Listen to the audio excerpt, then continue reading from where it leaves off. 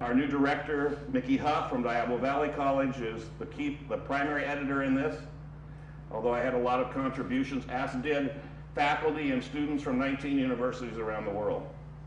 So we've diversified a great deal. Professors and students document the most important news stories that have not been covered in the corporate media, and increasingly this is worldwide. In the beginning, Project Censored issued an annual press release citing the undercover news stories, which were not widely covered which were covered in the alternative press, which we called that then. And since 1998, the project has listed online the most censored stories going back to 1976. So we have a website that is quite large. It receives over 400,000 unique views a month, projectcensored.org. Dr. Carl Jensen was the founder of Project Censored, and the project has continued to work with Sonoma State University Community Partnership. In 2008, the Project Censored Media Freedom Foundation began involving universities from all over the world. As corporate media is globalizing, research and analysis of media failures and biases must globalize as well. Project Censored believes that the corporate media is increasingly irrelevant to democracy and to working people in the world, and we need to tell our own stories from the bottom up. We define media censorship as kind of a subtle, yet constant and sophisticated manipulation of our mass media. Censorship is any interference with the free flow of information. Such manipulation can take the forms of political pressure from government officials or powerful individuals, economic pressures from advertisers and funders, legal pressures or threats of lawsuits from deep-pocketed individuals, corporations, and institutions, or deliberate misinformation by corporate media. It is this latter that we are most seriously concerned with. Media today consists of primarily 10 major corporations who are interlocked with business and the policy elites of America. There's only 118 members of the board of directors of these 10 major corporations. They could literally fit in this coffee shop and have a party. They, in turn, sit on 20% of the corporate 1,000. They are interlocked with the major banks, the military contractors, the insurance companies. They set the parameters of what is acceptable news coverage in America. This is top-down news. News filled with propaganda and misinformation designed primarily to entertain and not inform. Corporate media has completely abdicated their responsibility to the First Amendment. They give new life to the late Neil Postman's famous description of America as the best entertained, least informed society in the world. Since 9/11/2001, the public relations industry has experienced phenomenal growth. There are 3 publicly traded major mega corporations, Omnicom, WPP, and Interpublic Group. Together, these firms employ 163,000 people in over 170 countries.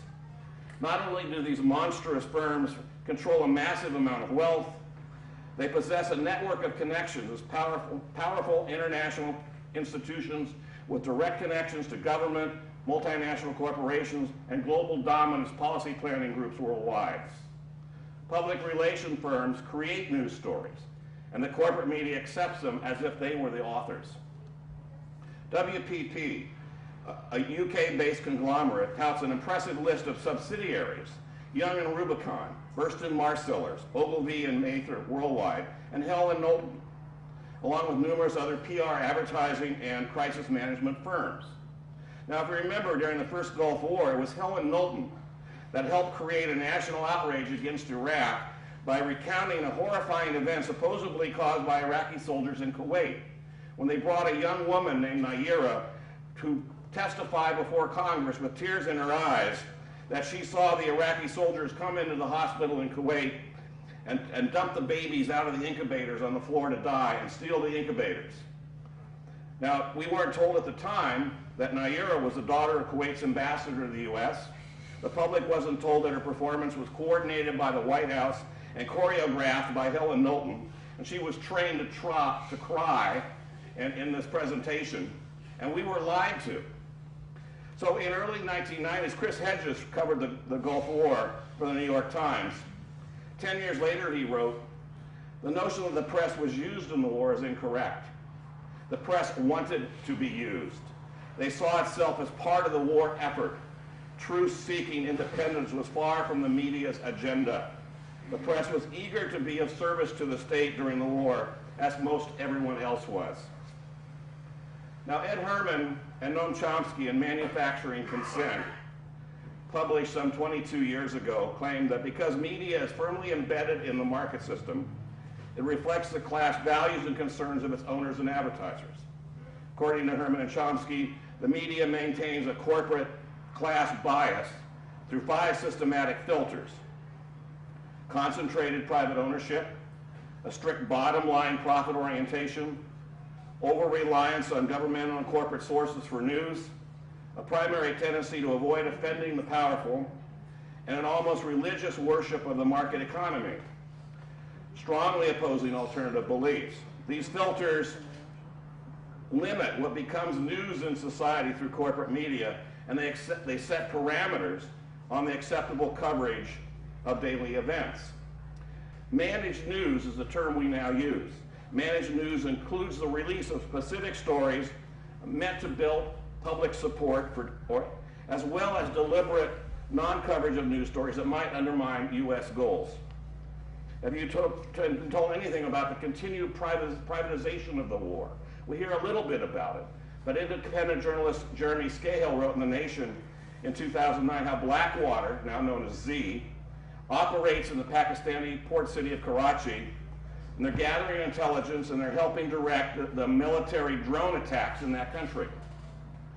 Recently revealed documents show that Z now has services expanding its corporate reach by providing intelligence services for agencies such as the Canadian military, Netherlands police, Disney, and now Monsanto.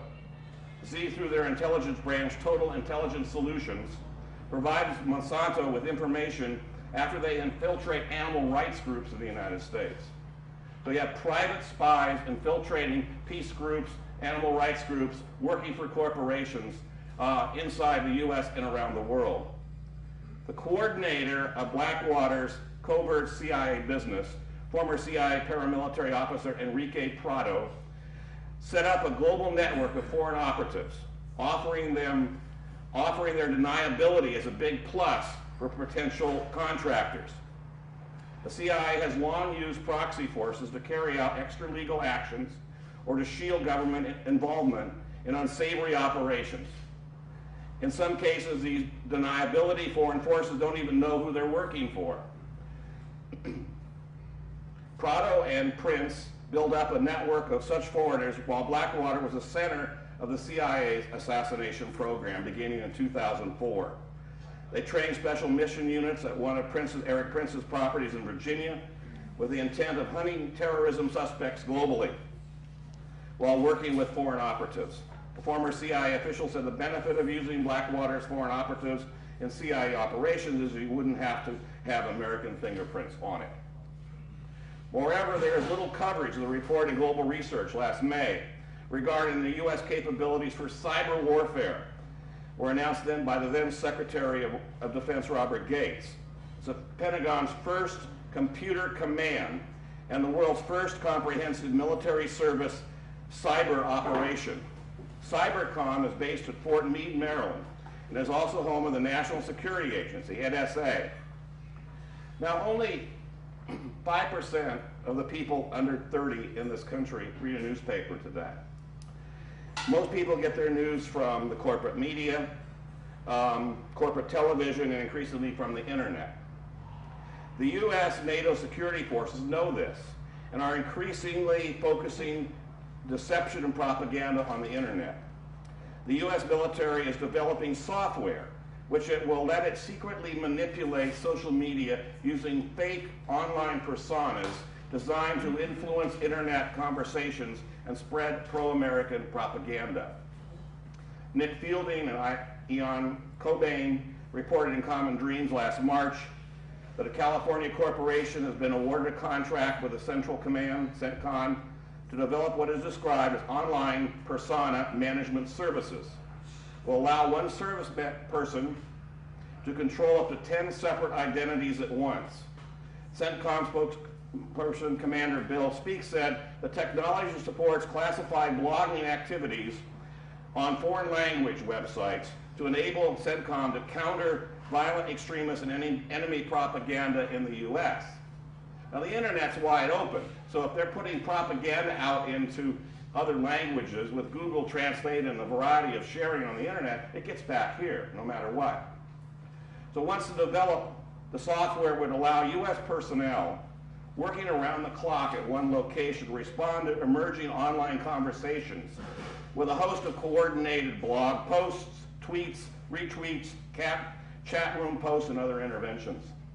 Details of the contract suggest the location will be MacDill Air Force Base near Tampa, Florida, home of the U.S. Special Operations Command, JSOC. JSOC now has 25,000 troops operating worldwide. These are the special forces out there in all these countries. Speake says none of the interventions are in English. It would be unlawful to address U.S. audiences using such technology. And any English language use of social media by CENTCOM is always clearly attributed. However, the languages in which the interventions are conducted, Arabic, Farsi, Urdu, Pashto, persona management could face legal challenges if they come back to the United States. Now, the U.S. and Canada, Australia, New Zealand, and Great Britain created what was called Echelon back in the 80s. And this was the spy satellites monitoring all the electronic communications in the world. Now, it was against the law, of course, for the CIA to be spying on Americans, but it wasn't against the law for the Canadians or the British. So trading information about your own citizenry became commonplace. About thousands are killed in Afghanistan last year. Thousands more were injured in conflict-related incidents. 8 to 10 people civilians killed daily. Hundreds of thousands of people were affected by intensified armed violence in 2010. Tens of thousands forced from their homes, private health care, education, livelihoods. Under a report done by the Innocent Victims in Conflict in October, Seabeck investigated 9 of 139 drone strikes during 2009, found a total of 30 civilians have been killed in those 9 strikes, meaning 14 women and children were killed. That's an average of 3.3 civilians in each drone strike. If you're flying a drone, you're looking at a possible target, you blow up the house, who's ever there is going to be killed. We've got drones now, and of course, multiple sites around the world.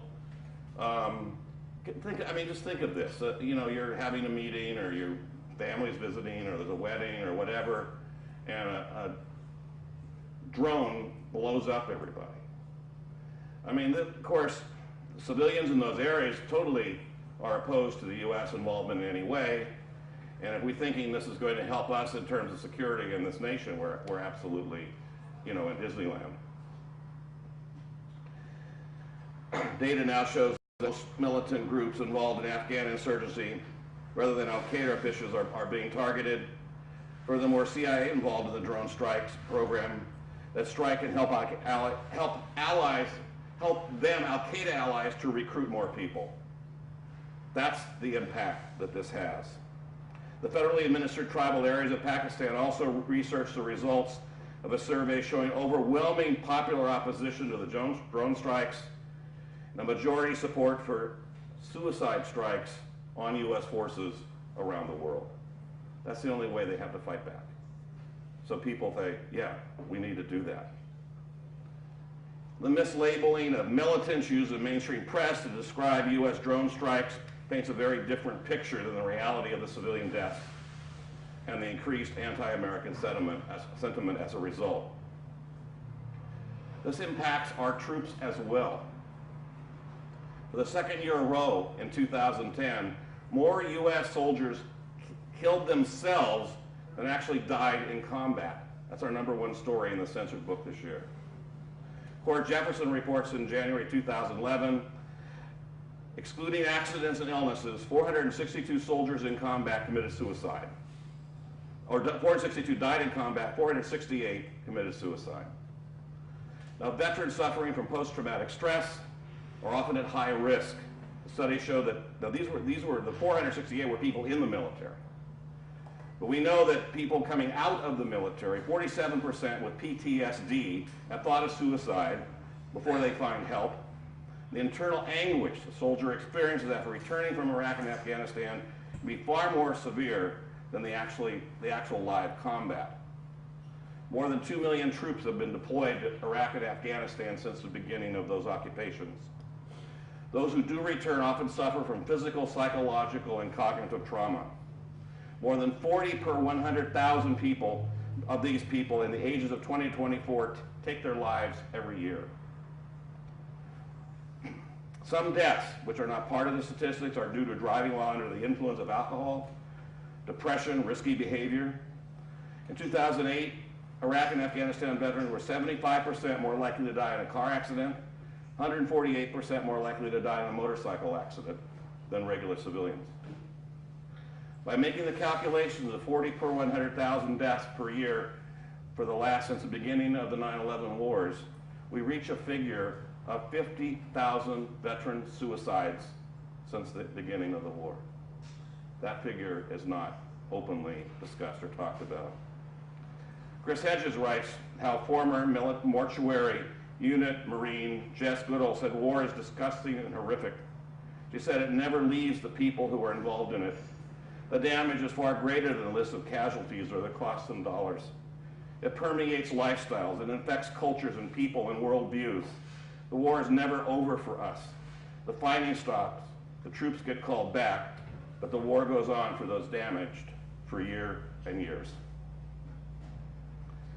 Absent from the corporate media coverage of suicide rates is a comprehensive analysis of the nature of war and the occupations and the impacts that it has on the people we send over there. As the 9/11 wars continue and the numbers of dead or disabled young men and women climb, civilian doubts about the purpose and direction of the conflict has evolved and grown. As a result, convincing new potential recruits to enlist has become an increasingly difficult task for the military. The Pentagon has addressed this recruitment problem by spending millions of our tax dollars on programs designed to deceive, seduce, and capture young people. By young people, I mean people under 20 years of age. Military recruiters have granted full access to children at home, at our schools, wherever else they can be tracked. They've invaded our movies, our television, our minds, and invited our children to play violent and damaging video games while feeding them emotionally charged materials designed to manipulate and reformat them into replacement soldiers. After recent Pentagon research revealed the desire and intention to enlist was highest among young recruits, 6 in 10 current U.S. soldiers entered the military as teenagers. Subterfuge has been employed to guide teams towards recruiters' offices. As one example of the many available U.S. Army sponsors a website called eCybervision. It offers web-based science, math, and technology competition for 11, 12, and 13-year-olds and the service of online military personnel to respond back to their inquiries. Since 2002, the Pentagon has developed a massive teen database gleaned from private sources and records obtained by the No Child Left Behind Act. This information is filed in Joint Advertising and Marketing Research Study System, a giant Pentagon-run, privately subcontract, Equifax, database containing contact information data on 30 million 16 to 25-year-olds. Does your 16-year-old brother, sister, or child have a cell phone? Well, you may know that, but the military knows it as well. Adolescence has long been recognized at a time when impulsive and risk-taking behaviors increase. As adolescence gives way to adulthood, learning to gauge risk with greater precision gradually proceeds. Modern neuroscience, including magnetic resonance imaging, MRI, and scanning techniques have shown that the adolescent stereotypical behavior is based on a phase of structural brain development. It's during adolescence where changes in brain structure and function result in the characteristic behaviors of that age, and teens are actively recruited towards and into the military. Techniques employed by military recruiters target directly this unique functional brain development characteristics of adolescence and this targeting is undoubtedly purposeful. The Bush administration wrote and signed into the law No Child Left Behind in 2002, which enabled military recruiters access to high school records and to access students as they attend high school campuses throughout the country. Students of their parents who are offered the choice to opt out if they know about this, and they can, but they must do it on their own volition. A promise is a promise unless it's offered by a military recruiter. Often new recruits do not read the fine print, which says, laws and regulations that govern military personnel may change without notice to me. Such changes may affect my status, pay grades, allowances, benefits, and responsibilities as a member of the armed forces, regardless of the provisions of this enlistment or re-enlistment documents. That's in the fine print. That means they can change anything they want. They can promise you this job or that job or this location, and they can change it any time, because you then become subject to the Uniform Court of Military Justice. They can stop loss you and assign you anywhere they choose. Movies, toys, TV, computer games, and Black Hawk helicopters are in high schools. As families push back against the slogans, all you can be an army of one, potential new recruits increasingly are led to say no to joining. Military planners move new people into command chairs, ramp up their efforts, craft new slogans, hire PR firms to pilot testing among young people, fly in Black Hawk helicopters into campus areas, warships in elementary, middle, and high school campuses around the country, promises of fun, glory, excitement to overwhelm our children. Children as young as 6 to 8 years old are sometimes invited to these landing events where the helicopters land and rewarded with tiny Black Hawk footballs as they gather around the Army recruiters. We had an experiment, well, you may have seen this in the paper, in Santa Rosa about a month ago. The SWAT teams came out to one of our South Park, which is a low-income area, a lot of Latinos, and they put out a display of automatic weapons. And they were allowing children to come up and handle the weapons. There were pictures of this taken by our peace activists of San Jose Peace Center up there, the Santa Rosa Peace Center, and circulated actually quite widely on the internet. But they said, well, this is important. These children need to see this. It permeates our culture. It's out there in a very wide way. The U.S. workers have been faced with a 35-year decline in real wages. The top 5% enjoyed unparalleled wealth, striking low tax burdens, creating a vast disparity between wealth. If we were taxing people in California at the same rate that we were 20 years ago, we wouldn't have a deficit in the state. We've allowed the elites, we've allowed the top 1%, the people that own half the corporate stock, to protect that and increase their wealth massively. 50 million people lack health care. The realities of unemployment, not 10%, it's more like 20%, and another 20% who are underemployed. Poverty is increasing rapidly in the country. Consumers of corporate television, especially those whose understandings are framed primarily from that medium alone, are embedded in a kind of a state of excited delirium. In other words, there's exciting things on there. There's, gossip about movie stars. There's the latest tragedies. There's all kinds of misinformation about the famines and things that are going on in the world that are isolated and don't affect us. So they're in, and it's gossipy. You can talk. Oh, did you see about the stunt pilot was on the front page of the paper today who crashed his plane in Reno, or it's implied he crashed it. Maybe it just failed or whatever. But that's front page. Oh my God, did you see that? And we're talking about it. You see it on the television and all that. It's kind of an excited delirium, but it's an excited delirium of knowinglessness, because we don't know what's really going on, and that's very powerful. So to counter knowinglessness, we must build truth from the bottom up. Critical thinking and fact-finding are the basis of democracy, and must stand for the maximization of informed participatory democracy at the lowest possible levels in society. We must continue to openly discuss, research, and validate our issues. So we have a whole section on our website now called Validated News. So these are news stories that have been reviewed by a university and posted on our website under Media Freedom International. We have 6 sites now. And these are daily news stories that are posted there that have been reviewed by university professors, researched by students, summarized with an original link to the original source. Last year we posted 300. This year we hope to post several hundred. We have 19 universities participating. This is our way of helping validate news so that you can go to independent sources and know who you can trust. That we said these are independent sources. We have a daily news service on our site, which is independent feeds from BBC, from Al Jazeera English, from independent sources, Democracy Now! Worldwide. These are daily feeds. So you can see more news on one web page than is in the New York Times from independent sources all over the world.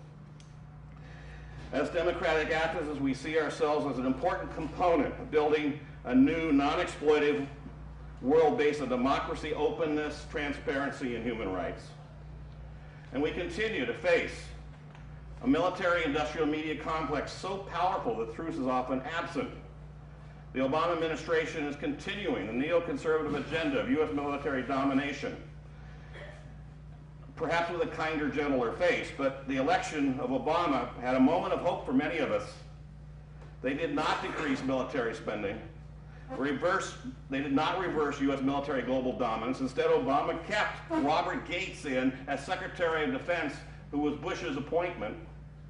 It's the first president ever to have kept the opposite party's Secretary of Defense in place in U.S. history. Thus making Obama, keeping that Secretary of Defense intact. They have expanded the war in Afghanistan, minimal reductions in Iraq, using drone attacks worldwide, and having special forces kill people and assassinate people around the world. So we face a truth emergency. A truth emergency is a lack of purity in news brought instead by propaganda and distraction. It's a state in which people, despite being awash in a sea of information, lack the power of discernment, resulting in a knowinglessness about what's really going on in the world. Who's powerful? Who's in charge? In short, we live in a time where people do not know whom to trust for accurate information and yearn for the truth. Universities and colleges are themselves complex and diverse. We can address that. Research groups can address that. Citizen groups can address that. And we can use our libraries and our research capabilities to validate news stories and write our own. We face a global empire of corporate media power that's unrelenting in propagandizing us with fear, misinformation, and we as a public must have a role and a responsibility to train critical thinkers in society, expand public knowledge and awareness of these inconvenient truths, some of which are in our book and we talk about.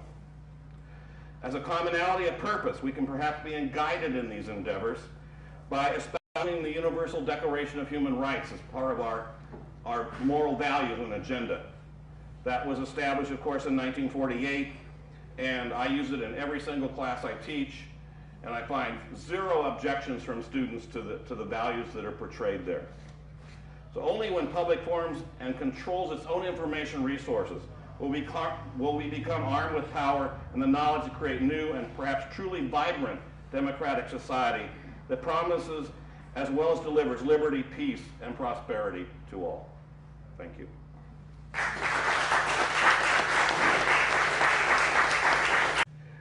There's only 118 members of the board of directors of these 10 major corporations.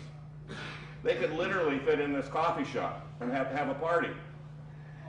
They, in turn, sit on 20% of the corporate 1,000. They are interlocked with the major banks, the military contractors, the insurance companies. They set the parameters of what is acceptable news coverage in America. This is top-down news. News filled with propaganda and misinformation designed primarily to entertain and not inform. Corporate media has completely abdicated their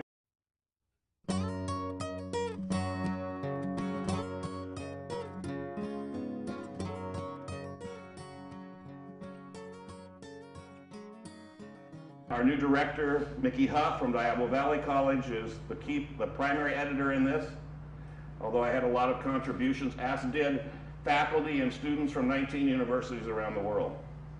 So we've diversified a great deal. Professors and students document the most important news stories that have not been covered in the corporate media, and increasingly this is world. And the project has continued to work with Sonoma State University Community Partnership. In 2008, the Project Censored Media Freedom Foundation began involving universities from all over the world. As corporate media is globalizing, research and analysis of media failures and biases must globalize as well. Project Censored believes that the corporate media is increasingly irrelevant to democracy and to working people in the world, and we need to tell our own stories from the bottom up. We define media censorship as kind of a subtle yet constant and wide. In the beginning, Project Censored issued an annual press release citing the undercover news stories, which were not widely covered which were covered in the alternative press, which we called them that then. And since 1998, the project has listed online the most censored stories going back to 1976. So we have a website that is quite large. It receives over 400,000 unique views a month, projectcensored.org. Dr. Carl Jensen was the founder of Project Censored, and we've sophisticated manipulation of our mass media. Censorship is any interference with the free flow of information. Such manipulation can take the forms of political pressure from government officials or powerful individuals, economic pressures from advertisers and funders, legal pressures or threats of lawsuits from deep-pocketed individuals, corporations and institutions, or deliberate misinformation by corporate media. It is this latter that we are most seriously concerned with. Media today consists of primarily 10 major corporations who are interlocked with business and the policy elites of America.